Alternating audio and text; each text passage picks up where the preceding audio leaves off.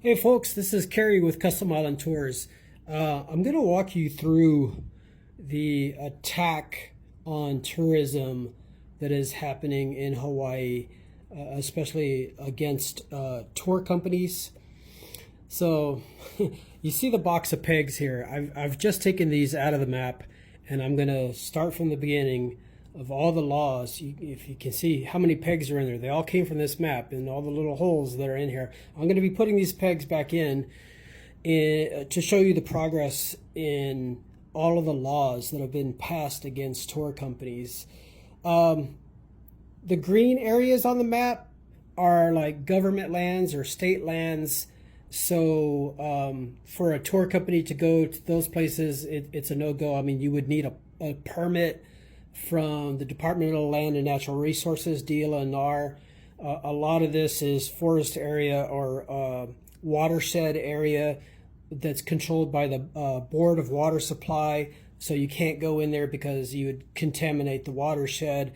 So like a lot of hikes to the waterfalls and things like that, you can't even get a permit to go there. So like if there are tour companies taking you to those places, they're probably breaking the law. So I started my company in 2012, January. The name of the company is Custom Island Tours. And the idea is that I would take you wherever you want. You can customize your own tour, and then I would just take you there. I'd be familiar with the area, as someone who's lived in Hawaii for over 25 years. And so it was meant to be a custom tour. By the end of this video, you'll see that I'm very limited in the places that I can go now.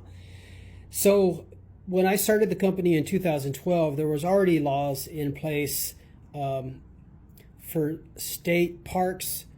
A tour company is considered a commercial activity.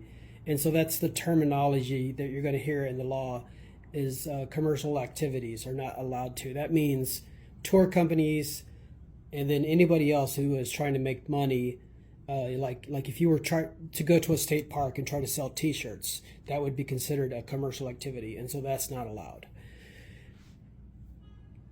So when I started out in 2012, before the city council started passing laws, these were the places that were off limits because they're state parks. So out here you've got Kaena Point, both the west side and the north side. So this whole area here is Kaena Point State Park. So you can't go there. What do we got? Oh, this is a heiau above Aiea. That's a state park where the Aiea Loop Trail is. There's a little heiau before that is a state park. What is this? This is Tantalus Lookout. The Royal Mausoleum, Kapena Falls, and Queen Emma's Summer Palace. If you look these up on the state website and the list of things you're not allowed to do there, it says no commercial activities. So Tantalus Lookout is Ualaka State Park. I forget what that one is, but over here this is Kahana Bay. So Kahana Bay is a state park. This is Laie Point. That's a state wayside. And so that's Goat Island. So that's Malae Kahana State Beach Park. So it's a beach park that is state. This is also a beach that is state. This is Laie Point. That's a state wayside. So these are the places that were already banned because they're state when I started in 2012. So then I learned that you need a permit to go to the city parks. And the city runs 4 of the botanical gardens on the island. And 2 of those botanical gardens you're not allowed to go to even with a permit. And so one of them is Cocoa Crater over here. And the other one is the Botanical Garden in Kaneohe, Ho'omaluhia Botanical Garden. So you can't go there either, even with a permit from the city. You're not allowed to go there. Then in 2011, City Council passed Bill 5, which banned commercial activities on the weekends from all of the beaches in Kailua, from Lanikai to Castle Point. So from here to there, it was only for the weekends. But then the next year, Bill 11, 2012, banned commercial activities at any time from all of the beaches in Kailua, from Lanikai to Castle Point. So all of the beaches from here to there were then banned in 2012. Then in 2015, City Council passed Bill 8, which banned commercial activities at any time from all of the beaches in Waimanalo, from Makapu'u to Bellows, with exception of Waimanalo Bay Beach Park, but not allowed on the weekends. So from here to there, with exception of this one here.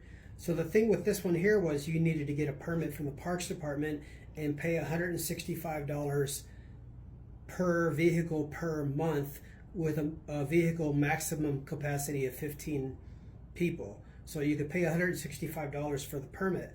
However, when I went to get the permit, they told me that they weren't issuing the permit because the city council never wrote the rules on the issuance of the permit.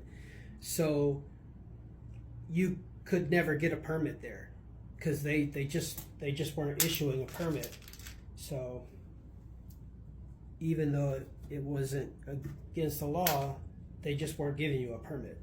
So now this entire coastline from here to Castle Point is off limits to all commercial activities, including tour companies. Just a little correction, it was Bill 8 that banned all the beaches except for Waimanalo Bay Beach Park, and then Bill 93 in 2017 put in place the fee for the permit of $165. So that was 2017, when you supposedly could get a permit for $165, but they just would never issue it. Bill 44 of 2020 put in place a fee for licensed motor vehicles, motor carriers, which includes tour vehicles, to enter Hanauma Bay. The fees are based on the carrying capacity of the vehicles and are as follows. 1 to 7 passenger vehicles, $10. 8 to 25 passenger, $20. 26 or more is $40. This applies to commercial lot where by city ordinance they are only allowed a maximum of 15 minutes to take photos from the overlook and use the restroom, and are not allowed to go down to the beach. Penalty of $500 if you allow people to go down to the beach. So Hanauma Bay here, there's a commercial lot where instead of parking and going down to the bay, the commercial vehicles like tour buses and tour vans can go there just to look down on the bay from the overlook for a maximum of 15 minutes, and it used to be free. But starting in 2020, they put in a fee. So like 7 passenger vans are like $10, like 12 and 15 passenger vans are like $20, and then the bigger buses, 26 or more, is $40. So even a 7 passenger van with just like 2 or 3 people in it have to pay $10 in order to go to this lookout for a maximum of 15 minutes at Hanauma Bay. Then they started charging for the Poly Lookout, and then during COVID, they even raised the prices. It used to be free, and then they had a small charge, and then during COVID, they raised the prices to a 1 to 7 passenger vehicle is $15, an 8 to 25 passenger vehicle is $30, 26 and over is $50. So for a 7 passenger van to park at the Poly Lookout to spend 5 to 15 minutes just looking at from the overlook is $15. Like a 15 passenger van is $30. 26 and above is $50 just to look at an overlook. Also during the time shortly after COVID, they started a program at the Diamond Head in order to go to do the hike at Diamond Head, which used to be you could walk in with no reservation and pay $1 as you walk in, or if you were to drive in and park, you'd pay about $5 for parking and then do the hike. So after COVID, now commercial activities like tour companies have to pre-register with their PUC permit and the proof of insurance, and then they've gone to a reservation system now where you have to make a reservation in advance, and for the tour companies to go in to drop the people off in order to do the hike, which takes about an hour, about 45 minutes to go up and back if you're fit. So now the charge for tour companies for a 1 to 7 passenger vehicle is $25. 8 to 25 passenger vehicle, it's $50, and 26 and over, it's $90 for what used to basically be free and no reservation. Now you need a reservation and you have to pay. Bill 77 of 2020 would have banned permits for commercial activities, including commercial stops by tour companies at any time from Waimanalo Bay Beach Park. But this law never passed and was made moot by the next bill, Bill 34 of 2021, which banned commercial activities at any time from all of the beaches on the North Shore from Sunset Point to Kayaka Point in Waialua. So from Sunset Point all the way to Kayaka Point in Waialua, plus Waialae Beach, which is east of Sunset Beach. So all of these beaches here on the North Shore got banned. And this bill also rewrote the language for all of the bills above that affected the beaches in Kailua, Waimanalo, and then allowed a permit for Waimanalo Bay Beach Park, which was renamed Huna Na Hiho. So you could get a permit, but as far as I know, they never issued that permit. So may as well turn that back to red, because eventually it gets banned again anyway. Then Bill 38 of 2021 bans commercial activities from the following parks: Kailua Beach Park, Kalama Beach Park, Waialae Beach Park, Ehukai Beach Park, which is the Bonsai Pipeline of the North Shore, Pupukea Beach Park, which is basically Sharks Cove, Waimea Bay Beach Park, Haleiwa Ali'i Beach Park, Kayaka Bay Beach Park. So all of the beaches on the North Shore that was included in the previous law, and the undeveloped portions of Haleiwa Beach Park adjacent to Pu'uena Point. So that's this one here. So Pu'uena Point is now off limits, even though the tour companies are still going there. Makapu'u Beach Park. So this is just all of the ones that were previously banned is included in this. It's just reworded.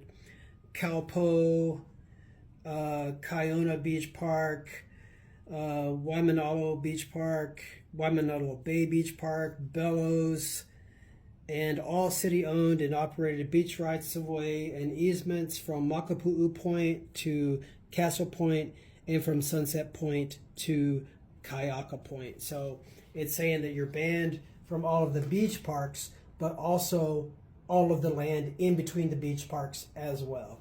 All of the city-owned or operated beach right-of-ways and easements.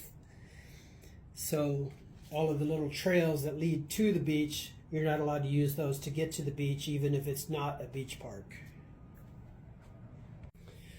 Then Bill 48 of 2022 specifically banned tour companies. That's interesting because all of the other language said commercial activities, but in this case it specifically said tour companies. Banned specifically tour companies at any time from Kokololio Beach Park in Hauula. This was due to certain tour companies like Nui Tours that were blatantly breaking the existing rules. So as I said before, there was a permit that you could get from the Parks Department, and then you could go to these beach parks. But in 2020, they made some new rules, and they divided the island up into 5 quadrants, districts, and then you could apply for a permit for the beach parks in those districts, but you could only have 1 vehicle from your company in any beach park within that 1 district. Now it's really crazy because District 4 goes from Makapu'u Point all along this coast and all the way to Ke'ena Point on the North Shore. So that's 50% of the coastline of the island in 1 district, and you could only have 1 van at 1 of the beach parks in that area. And at that time, I did have the permit for Kokololio Beach Park, which allowed me to take 1 vehicle from my company, a maximum of carrying capacity of 15 passengers, and then someone who lived across the street from that beach park on a Sunday took a video and sent it to City Council, showing Nui Tours with 5 25 passenger buses there. Every single one of their vans was parked incorrectly. Some of them were parked across multiple parking spaces diagonally. Some of them were parked in the handicap zone. And then there was also a couple of 60 passenger buses from a couple of other tour companies that were there at the same time. And so someone submitted this to City Council in their testimony. And so that was really damning. If you want to check out the YouTube, it's youtube.com/watch?v equals capital J, little y, capital I, capital E, capital B, capital X, small w, 56, little h, 4. So yeah, that was pretty damning. Instead of punishing those companies for breaking the rules, they just banned all tour companies. Bill 19 of 2023, the Parks Director, Laura Thielen, proposed a plan that would be a compromise that would allow the tour companies back into some of these areas that they're banned from, but they had to have a permit, and it was going to be a very strict permitting process where they would allow only a few vans into some of the beach parks. Oh, by the way, I added one more tack over here. I forgot. Makapu'u Lighthouse Trail and the Ki'iwi State Park is another area that's banned. So the Parks Director's plan, I liked it. It was going to allow some of these places that are banned for tour companies to get permits to go there, but it was going to be very restrictive and they have to follow the rules.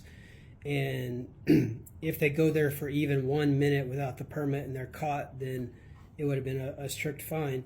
But the local residents who showed up to the City Council meetings were opposed to it. And the Parks Director said, if we ban the tour companies little by little like we have been from all of these places, eventually they're going to be banned from everywhere.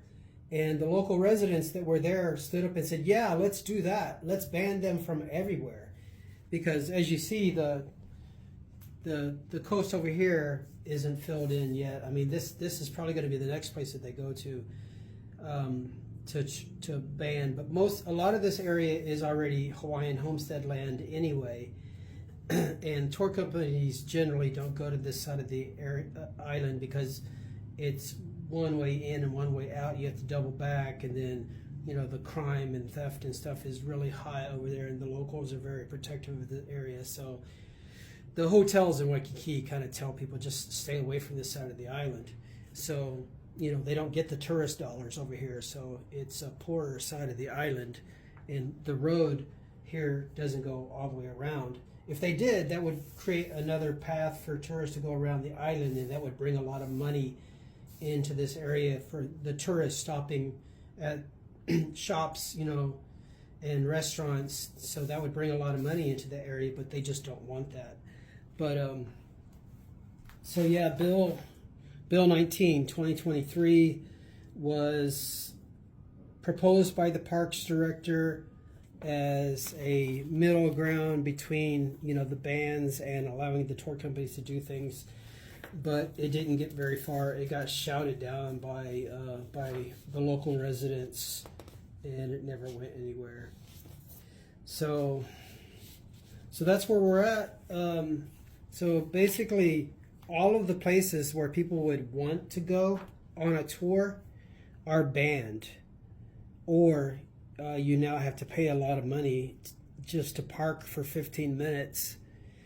So this coastline here is all banned, and after that, this bay right here doesn't really have any beaches.